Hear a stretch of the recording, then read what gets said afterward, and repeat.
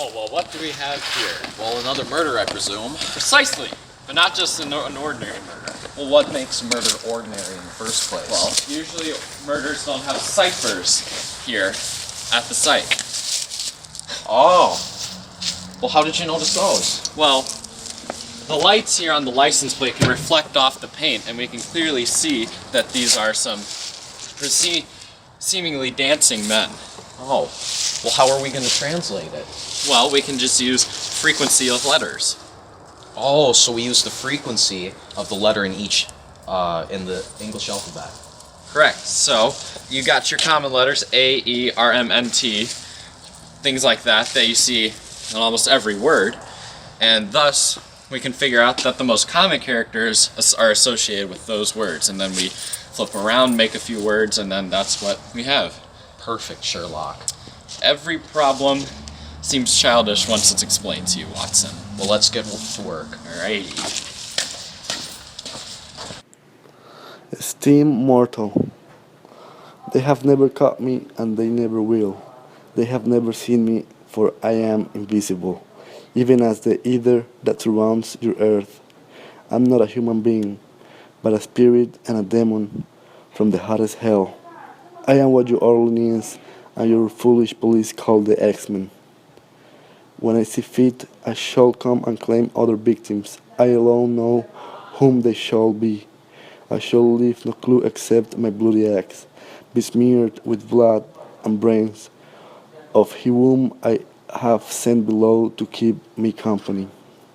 If you wish, you may tell the police to be careful not to rile me. Of course, I am a reasonable spirit. I take no offense at the way they have conducted their investigation in the past. In fact, they have been so utterly stupid as to not only amuse me, but His Satanic Majesty Francis Joseph, etc. But tell them to beware, let them not try to discover what I am, for it were better that they were never born than to incur the wrath of the X-Men. I don't think there is any need of such a warning, for I feel sure the police will always touch me. As they have in the past, they are wise and know how to keep away from all harm.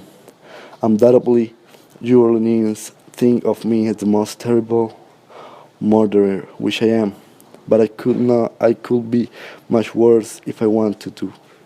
If I wished, I could pay a visit to your city every night. At will, I could slay thousands of your best citizens, for I am in close relationship with the angel of death. Now, to be exact, 12:15 earthly time. On next Tuesday night, I'm going to pass over New Orleans.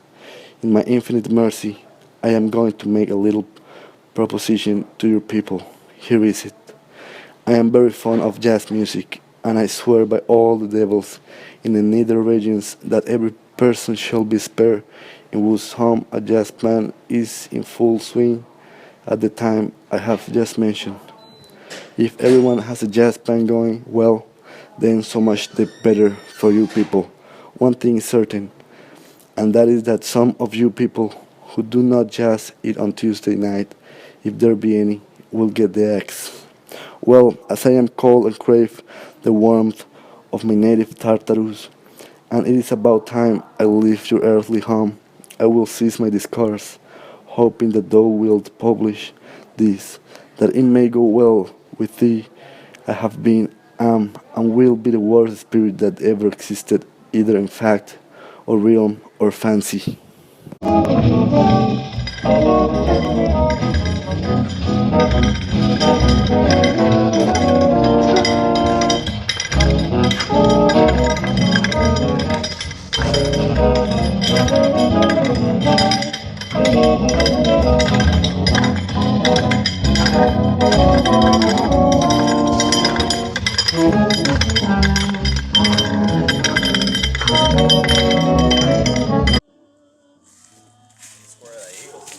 Oh yeah. Oh, they bounce all over the bike. Wait. What I got? Oh, wow. See what it is. Check it out. Well, good golly, Miss Molly. By God, there's more ciphers written here. Seems as if our material is rapidly accumulating, Watson. I've never seen a town so lit up with the sounds of saxophones as New Orleans. Exactly, Watson, which is why we need to solve this. I seem to be developing a pattern. Seems as if our killer is going after Italian women. These hieroglyphics have evidently a meaning. If it is one of purely arbitrary meaning, it may be impossible for us to solve it. If, on the other hand, it is systematic, I have no doubt that we shall be able to get to the bottom of it. Stop for a minute, Sherlock. Phone's vibrating.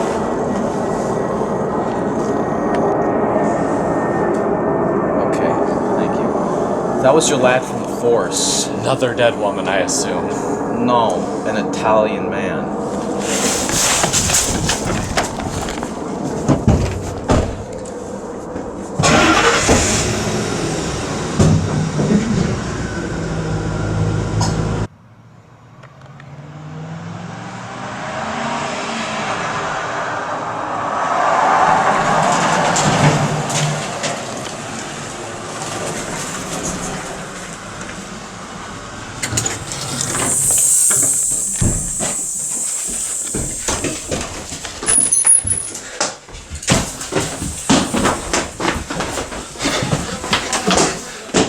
God! What do we have here? Old man with his head bashed in. Oh, goodness. But please do keep it down. The wife is in the other room. Well, let's go check that out.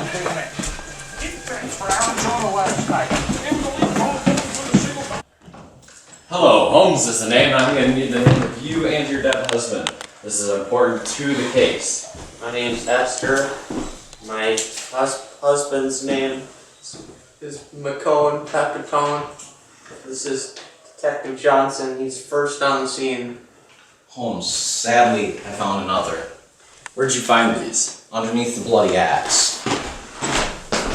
Of course. He was in a hurry to get out because he heard Miss Esther pounding and screaming as she found her dead husband in the other room. Holmes, you need to think about more that comes out of your mouth than this damned case. Wait. Esther, did the police ever find a chisel in your house? No, just an axe. Chisel.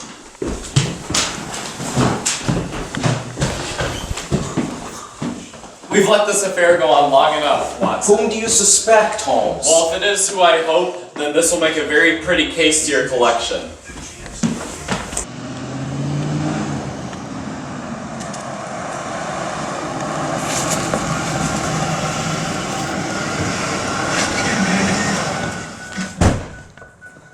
Stop right there. The New Orleans police are already on their way. Sherlock, how did you know you would be here? See, what one man can invent, another can discover. Mr. Axman is going to help us with it. If I'm not misunderstood, here comes the man now. Hey, what's going on here? Oh, Alfonso, is that you? How's it going? Well, gentlemen, you have to drop on me this time. I guess the very best I can make for myself is the absolute naked truth. Would you mind giving me that honor, Mr. Holmes? You see, Watson, Pepitone here is the leader of the Italian mafia in New Orleans, and Alfonso used to be one of the henchmen. Somewhere along the line, Alfonso messed up big time, and Pepitone had Alfonso's wife killed. But how did you piece that together based on the crime scenes we saw? I was able to figure out that the 6-character cipher in the room with Miss Esther said chisel, so I used that remaining information to figure it all out, which leads us here. Well, by God, Holmes, we should have come to America sooner. We might have saved some lives. Some taxpayers' dollars, too. Yeah. Mr. Pepitone, would you please fetch the police? Yeah, oh yeah, for sure. This man will deal his time for the loss of my man's wives. Oh, you're a little too late for that, boss. It's time for my trip back to Taratus. Oh my God. He's dead.